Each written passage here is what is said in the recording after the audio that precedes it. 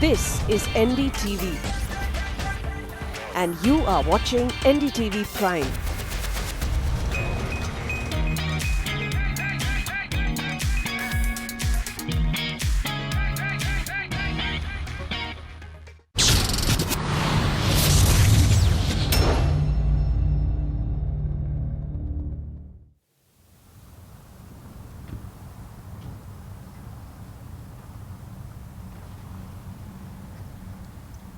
So it's day 85 of the Great Overland Adventure, and we've done something in this country we haven't done in any other country.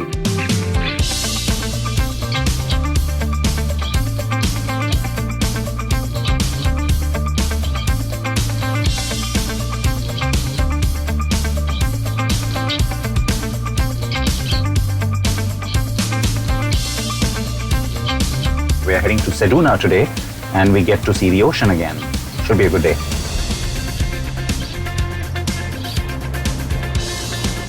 So sometimes we plan for things and sometimes we find things on the way. That serendipity is always great because you see things which are interesting. Now, just a board I saw on the highway and so turned off into town and then we carried on past that.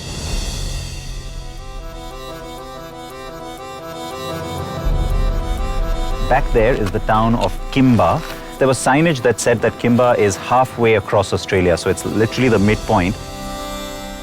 It's also these sculptures here.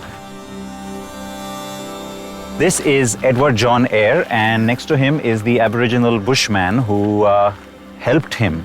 Helped him to do what? Well, he was the first European to actually make that trek from the east to the west. So he started off in Sydney and ended up at the Swan River, which is, of course, where Perth sits now. And he did that over 2 attempts. It wasn't easy, and he lost half his crew, but it was Wiley who helped him eventually. And so today, one of the highways, in fact, the road that we are on as well today, as we are heading towards Seduna, is named after Edward John Eyre.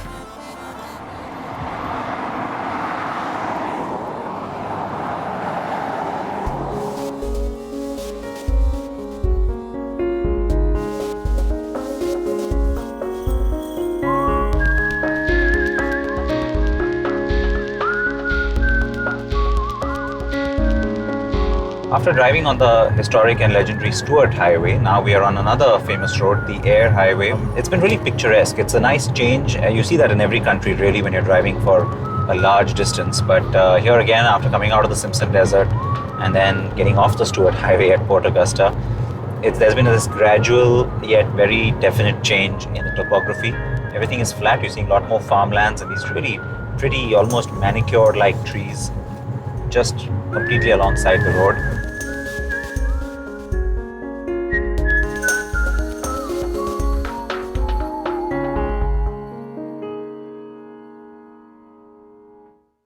So we're heading, of course, to Seduna, but just short of Seduna is Smokey Bay. Sounds really nice and exotic, and I hope it's pretty. But Smokey Bay is known for a lot of seafood and, of course, more specifically, oysters. So we're going to go and check out oyster farming.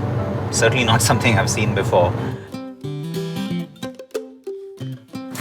So we've reached more than 500 kilometers of driving again, and a completely different setting once again. Where we are right now is South Australia Premium Oyster. Hey. Hello. How are you? Good to meet I'm you. Colleen. Jeff. Hi Jeff. Good to meet you. And thanks for having us over today and agreeing for us to be able to join you this afternoon. You're welcome.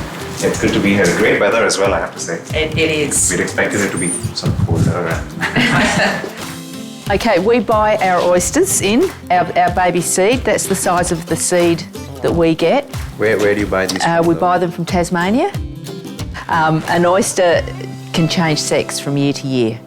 So they don't know whether it's a male or a female until it spawns. Okay, over here, sorry, we just move around. Oh, sure. This side of the chart, they were all bought at the same time. 13 months later, that's the variation in growth. The little one at the top, he's a runt or a slow grower. So he could have come out of something like that, but would have started out like that. just didn't grow as much. Doesn't grow as much. This guy here, he's big enough, but he's not conditioned enough. So what we do is we put them up higher on a rack and the water motion rumbles them around, knocks all this frill off, and you end up with a nice smooth edge, a thicker shell, and a fatter oyster. So what happens once you bring them back here? What's the first thing that you... Okay, what we do, the oysters get emptied into here, and then they go over the grading machine. So this is the grading machine. It's a shaker grater. So the oysters will fall over, it shakes, and as it shakes, it pushes them forward. The big stuff will go over the top, the middle size will fall through, and the little stuff will fall through. Yes. So that's pretty much it. Yeah. Now we get to the live action part of the afternoon, I Now guess. you get to eat them. Oh, You get the to eat better part of the The afternoon. better part, All right. yes. So I'll just go and grab a plate.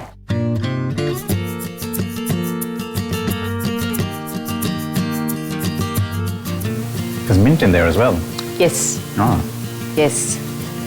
Yeah, that is a little Indian It is flavor it? there, yeah. Oh, good. I You that one got right. that, absolutely. Got that right. I do like the pepper though, I think that really works. That's like freshly cracked pepper, right? Yeah, it's got a great flavor.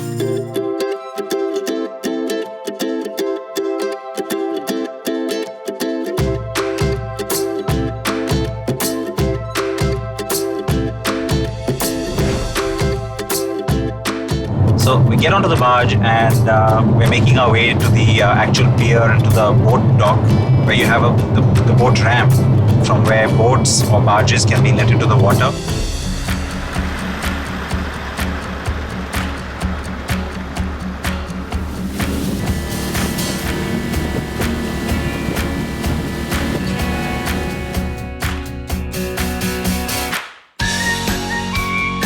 Is just glorious. You have snagged the most perfect weather. It is lovely. It's not always this calm. Oh, really? Some days it is so rugged, and hence why I sit on the ball, because the shock, it's like a shock absorber. And what happens if it's raining? Raining is fine. It's the wind, So storm is not okay, but rain is okay. yes. Because So you it can can be still go calm and out. it can rain. No, but you can still go out and We you can still go out and work. Okay. Yeah. Oh, this is just to sort of... This is our anchors. No, Jeff takes this back there. No, we're doing back this there. side here. So he puts the pole at the back and I have the pole at the front. Yeah, he's gonna need a shot of me jumping. Tying Oh, it it's down. cold. It I mean, does it's colder go. than I thought it would be, I It guess. is cold on your way. See how you've got the shock cord? Yeah. Pull that out over the top. And I'll just push these down. that Goes it? over the sticks. That's it. It's a little slippery, actually. More than I thought, but it is new to me. It is so, new. Yeah.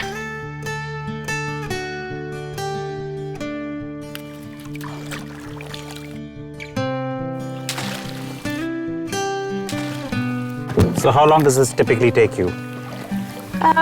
We're out here probably an hour and a half, So of course today it's happening in like 3. quarter of that time because I'm just so good at this. Oh, yes.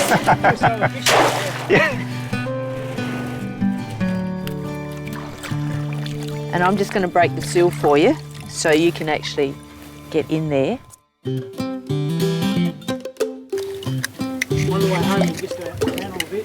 Peel that off. All right, and yeah, because we can't just chuck Now those. you've got to cut the side. All right.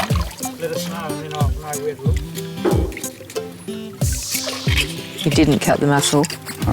Yeah, that all. Yeah, Ready to go? eat it. Hopefully it comes off. There was no chewing in that Yeah, at I didn't all. chew because it just went back, but it was good anyway. It was good because it's Anybody want one? Fresh, right out of the water.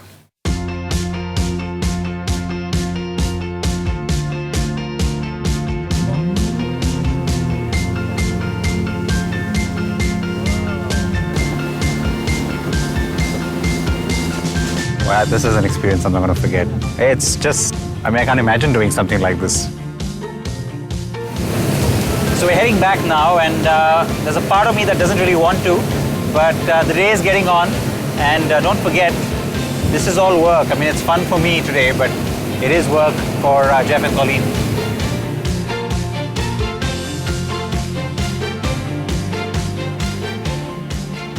And just like that, we're back, almost back, on solid ground again. Now the barge, of course, comes out of the water and we'll head right back.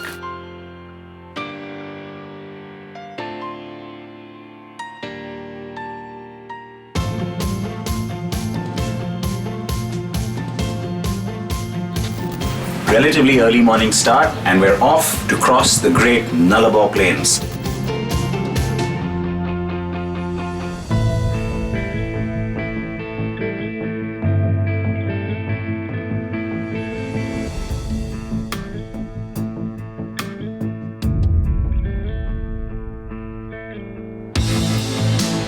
So it's been a while now that we've been driving across the Nullarbor, and some part of it has been a bit of a surprise for me. The first, just how close we are to the coastline, almost constantly. So that's a surprise. The other surprise is that, you know, when they talked about it being this flat earth with nothing for miles, I had imagined nothing, not even this kind of shrubbery or bushes. I thought it was going to be absolutely plain, stark land.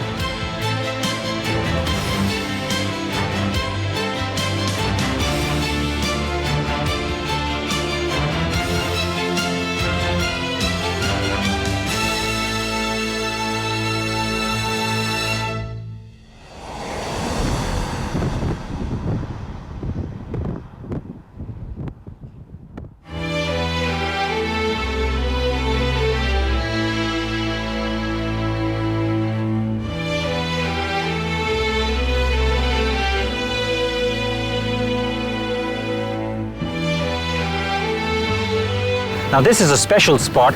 This is where the southern right whales come for some of their calving and breeding, especially at this time of the year. So how lucky are we? May is the month when they actually come in here, and the reason is because the water here is relatively warmer, unlike the water further south, closer to Antarctica, which is of course starting to get really cold at this time of the year. And so the other reason why this becomes a special spot is because from here to Antarctica, there is absolutely no other landmass. So it's a special stretch of sea, and which is why the warmer end of it is where these whales come in for their birthing. And we've been so lucky. We've seen, oh, look at that. Look at that, guys.